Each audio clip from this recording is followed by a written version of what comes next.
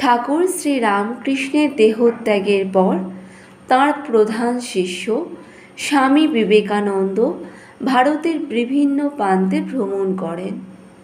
ধনী দরিদ্র, ব্রাহ্মণ, চণ্ডাল, উচ্চ নীচ প্রভৃতি বিভিন্ন শ্রেণীর লোকের সঙ্গে মেশেন। শেষে ভারতের শেষ প্রান্ত কন্যাকুমারীতে পৌঁছালেন।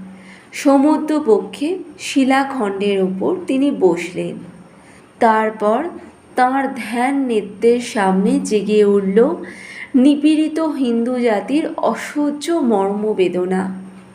এখন উদ্ধারের উপায় কী? স্বামীজি সংকল্প করলেন সমুদ্র অতিক্রম করে পাশ্চাত্য ভারতের গৌরব প্রচার করবেন।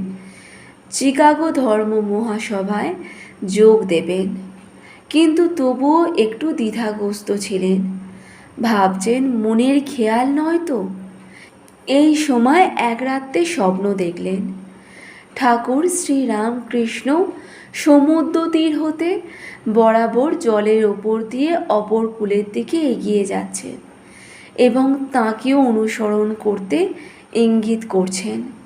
এতেও স্বামীজি সন্তুষ্ট না হয়ে কলকাতায় শ্রী মাকে পত্র লিখে সব জানালেন এবং মায়ের আশীর্বাদ চাইলেন। শ্রীমা অনেক দিন পরে তাঁর পত্র পেয়ে খুব খুশি হলেন, কিন্তু এক সমস্যায় পড়লেন। স্বামীজিকে পাশ্চাত্যে যাওয়ার অনুমতি দেবেন কিনা। এক রাত্রে স্বপ্ন দেখলেন ঠাকুর যেন তরঙ্গের ওপর দিয়ে হেঁটে যাচ্ছেন ও নরেন্দ্রকে তাঁর অনুসরণ করতে বলছেন।